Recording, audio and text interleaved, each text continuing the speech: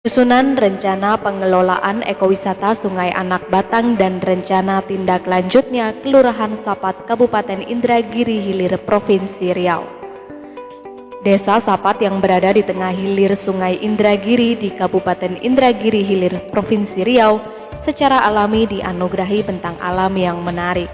Hamparan hutan bakau pada ekosistem hilir sungai memberikan banyak manfaat bagi kehidupan masyarakatnya yang terdiri dari suku Bugis, Jawa, dan Banjar.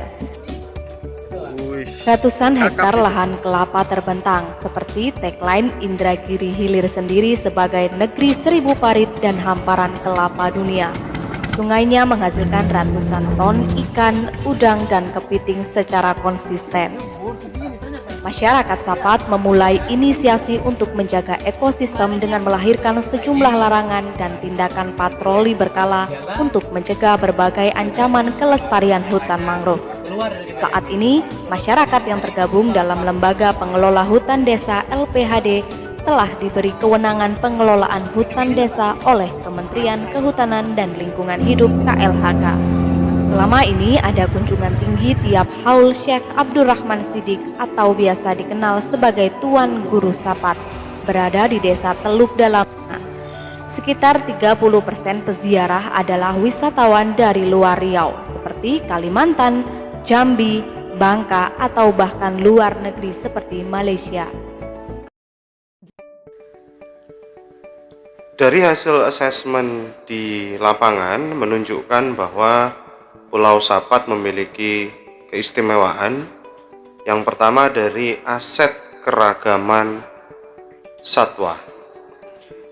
Di pulau ini dengan ekosistem mangrove yang masih terjaga dengan baik, ditambah dengan upaya konservasi yang dilakukan oleh warga, besar harapan kami keterjagaan seluruh ekosistem satwa yang ada di Pulau Sapat.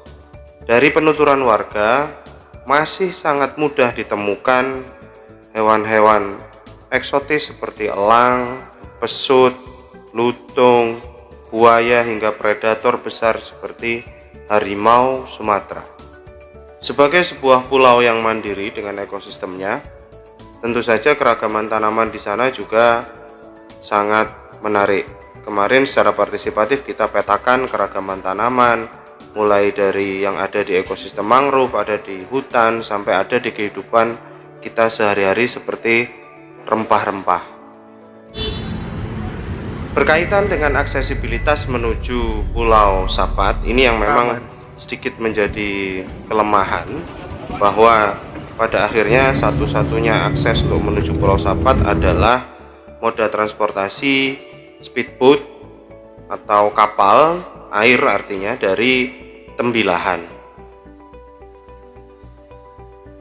Maka posisi Tembilahan menjadi sesuatu yang sangat penting sebagai port untuk menuju ke menuju ke Sapat.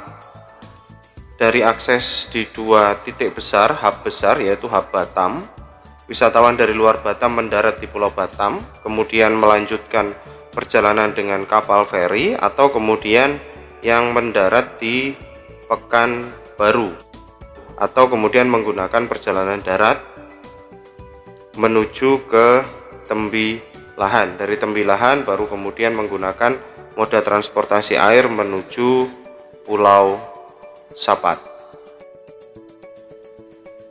Selanjutnya berbicara tentang amenitas pariwisata yang ada di Pulau Sapat.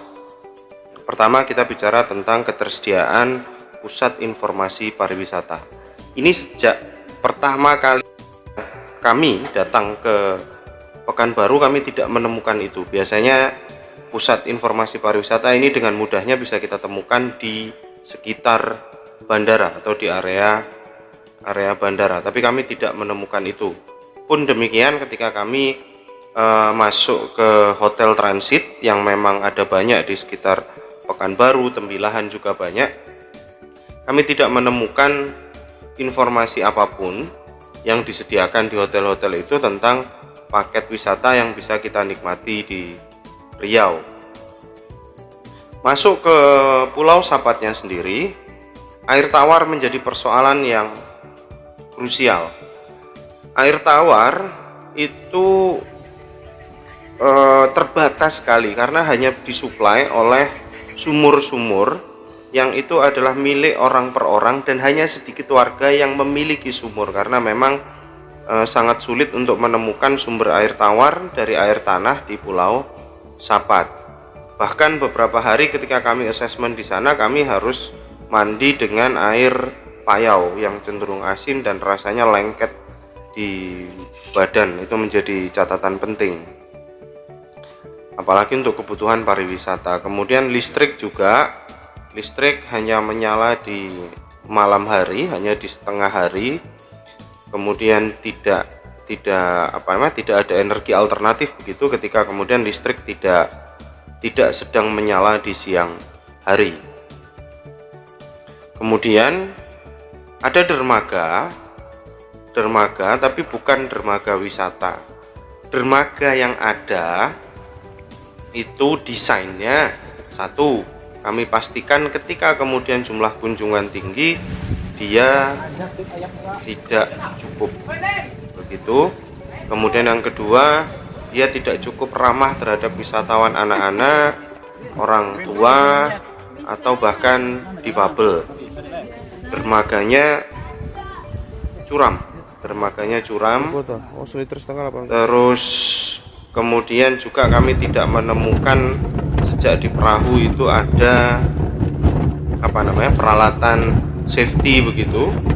Amit-amit terjadi sesuatu, misalnya pelampung atau yang lain, atau bahkan instruksi ketika terjadi kecelakaan di air. Ini yang menjadi catatan karena itu nanti berkaitan dengan CHSE faktor, Clean Lines, Healthy, Safety, Environment. Selanjutnya, berbicara tentang para pihak, lapisan stakeholder kami bagi menjadi yang ada di internal Kelurahan Sapat sendiri, kemudian di internal Pulau Sapat sendiri, karena kemudian seperti misalnya makam Tuan Guru Sapat itu kan adanya di desa lain. Kemudian eksternal Pulau Sapat termasuk di Riau atau di level Indragiri Hilir yang lebih kecil. Kemudian pada level stakeholder Riau dan atau nasional. Yang pertama, dari relasi stakeholder di internal desa Sapat. Pada dasarnya dari hasil asesmen secara partisipatif dengan partisipan warga, semua stakeholder itu tertarik menyambut pariwisata, menyambut ekowisata. Ada LPHD, ada Pokmaswas, ada PKK, ada kelompok pengajian dan yang lain. Tapi yang kita belum tahu itu adalah pemilik sumur. Ini menjadi catatan penting, mengingat mereka menjadi kunci ketika kemudian kita belum bisa menghadirkan intervensi terkait kebutuhan atas air tawar. Selama ini praktek yang ada itu mereka mengikhlaskan penggunaan secara gratis untuk tetangganya. Tapi kan ini untuk pariwisata nih, ini untuk bisnis. Kemudian jumlah orang yang datang dan menjadi beban juga lebih besar dari jumlah warga yang ada di Kelurahan Sapat hari ini misalnya. Ini perlu dibicarakan. Selanjutnya pada level relasi internal Pulau Sapat, paguyuban speedboat satu-satunya aksesibilitas masuk ke Pulau Sapat. Kemudian paguyuban ojek, pemerintahan kelurahan Sapat sendiri, kemudian pemerintah desa di Pulau Sapat, kemudian produsen VCO yang kemarin itu menjadi satu yang menarik dan mereka sudah punya market sendiri, Virgin Coconut Oil-nya. Kemudian yang menjadi sangat penting di sana adalah nasab Tuan Guru Sapat. Kenapa demikian? Karena hari ini itu kunjungan yang secara masif terjadi setiap tahun itu pada saat haul Tuan Guru Sapat. Artinya pengunjung peziarah pada saat haul Tuan Guru Sapat adalah potensi untuk di spillover, untuk ditumpahkan kepada paket wisata di Pulau Sapat. Nah, apakah kemudian nasab Tuan Guru Sapat itu memiliki visi yang sama, ikhlas begitu, kemudian atau bahasa kasarnya tidak merasa bahwa ini adalah bentuk komersialisasi dan sebagainya? Ini yang perlu kemudian disamakan persepsinya, sehingga kalau digambar relasinya, ini yang internal, ada kelompok pengajian, pemilik sumur, LPHD, Pokmaswas dan yang lain. Kemudian pada level yang di luar ada nasab Tuan Guru Sapat. Selanjutnya pada level Riau adalah travel agent, transport darat.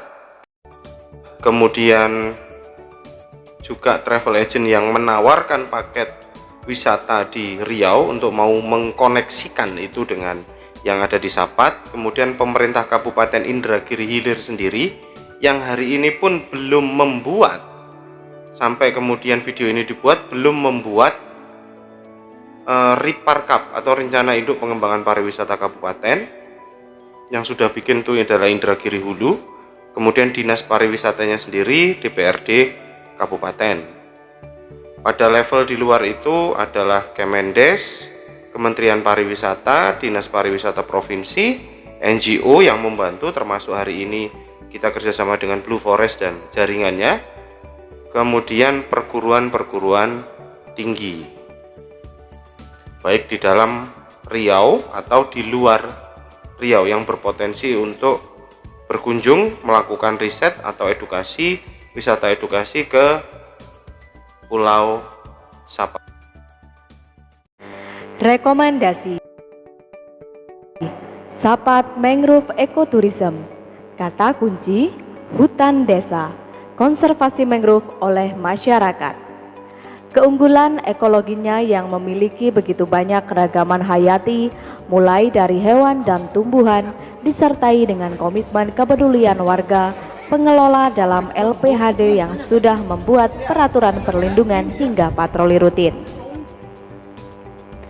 Little Indragiri Hilir. Konfigurasi alami Pulau Sapat mencirikan kota Indragiri Hilir dengan brandingnya Kota Seribu Parit Hamparan Kelapa Dunia. Konsep ini berpijak pada keunggulan alami Pulau Sapat. Kita bisa mengamati berbagai satwa eksotis dan ekosistem mangrove pada satu pulau. Keunggulan tersebut didukung dengan keunikan kehidupan di desa yang terbentuk dari konfigurasi antropologis 3 etnis. Kategori minat khusus, special interest, kayaking tour. Ditawarkan kegiatan menjelajahi hutan bakau melalui parit-parit menggunakan si kayak disertai dengan pemandu wisata.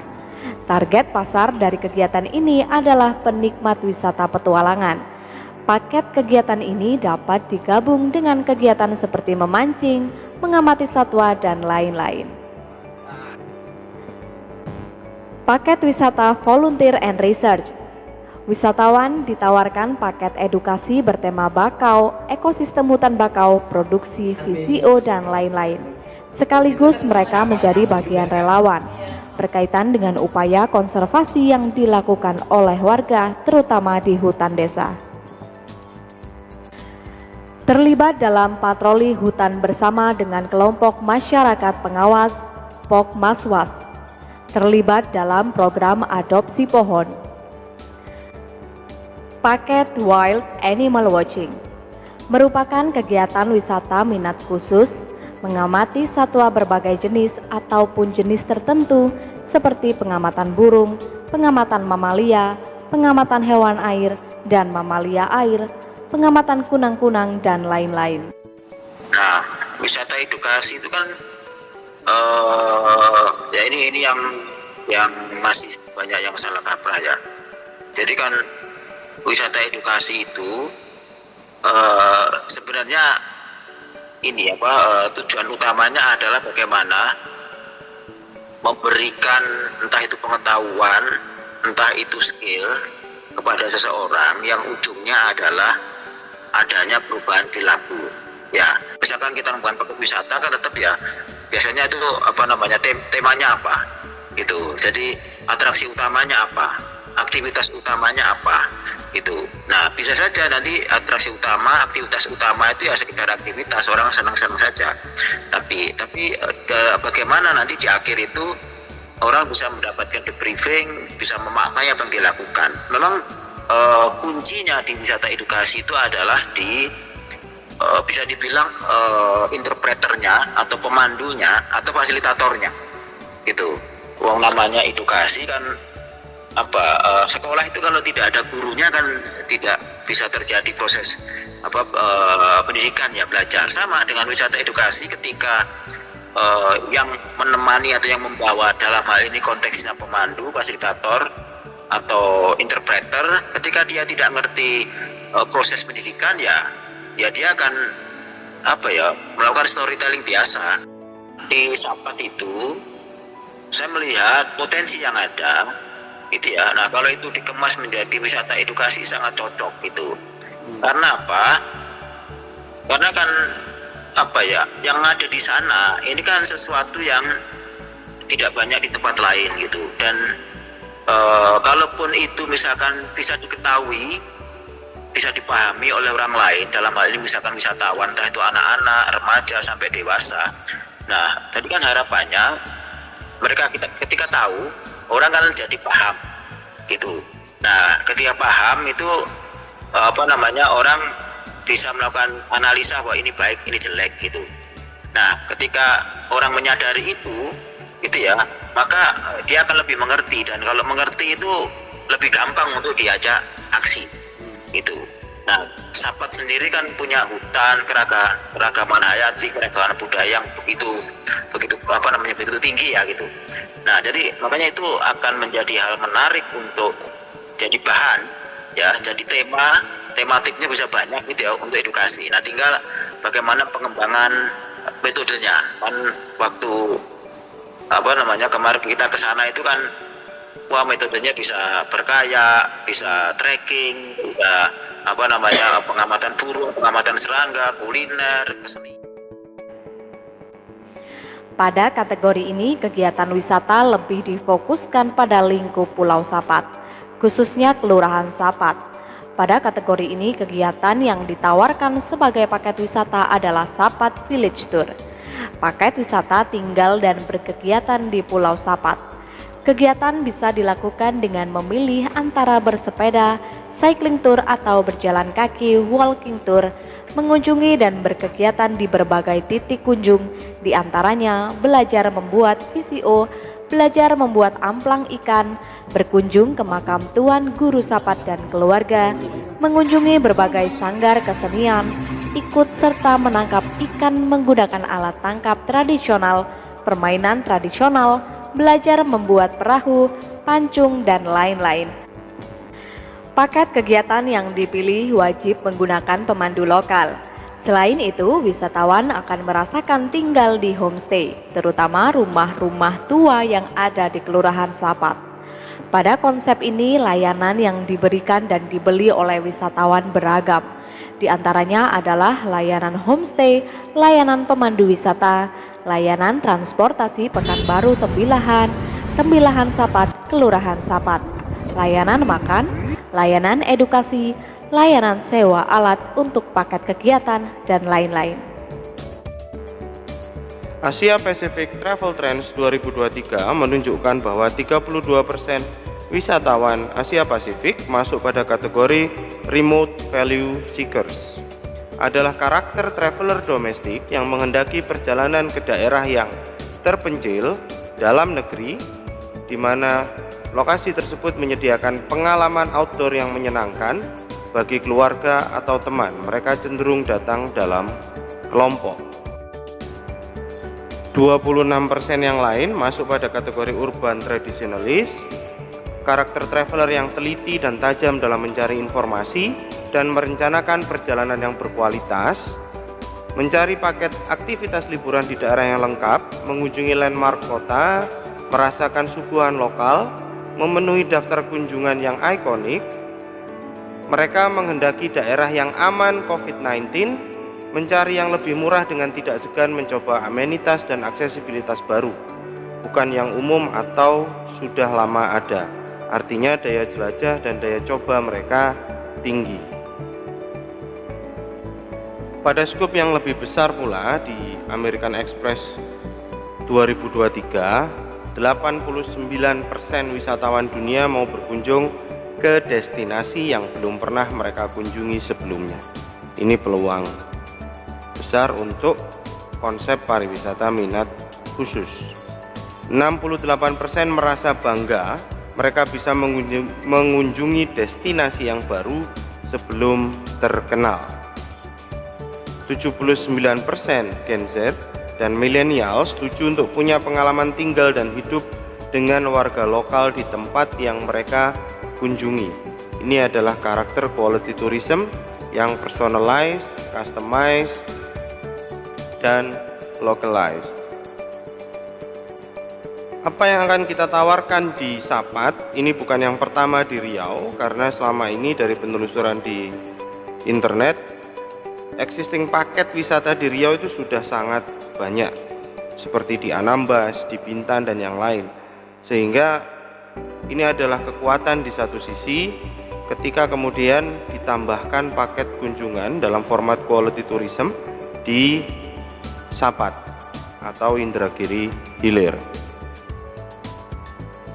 Pada konsep wisata edukasi, ada 83 perguruan tinggi di Riau.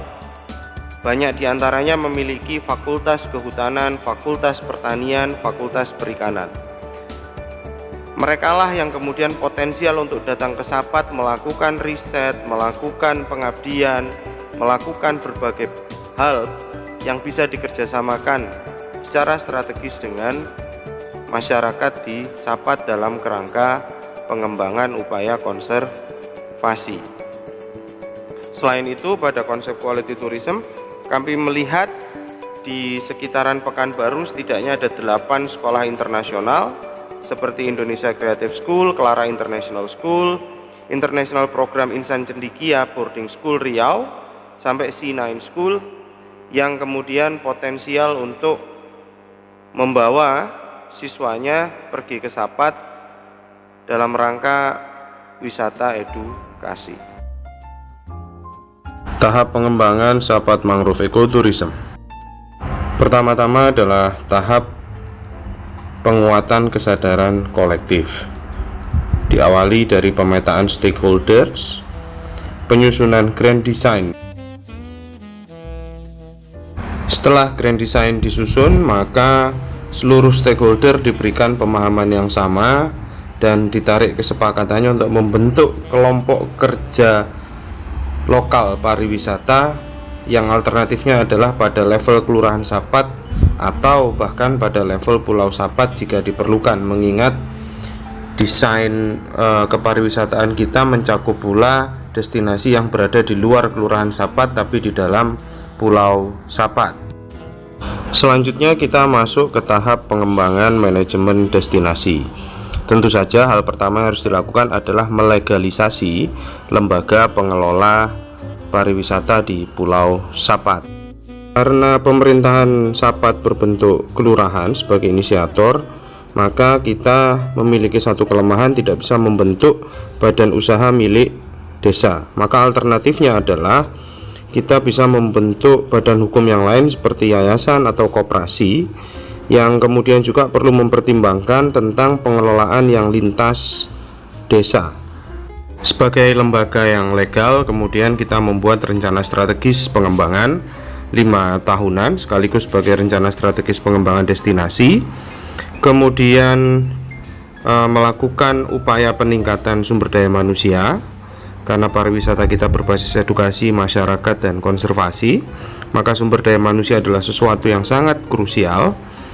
Kemudian kita mengkonkretkan produknya, membuat fact sheet, tentu saja dilengkapi dengan kode etik dan berbagai peraturan pendukung pada level desa dan lintas desa, juga pada level mikro di destinasi, hingga akhirnya kita melakukan uji coba produk dan marketing.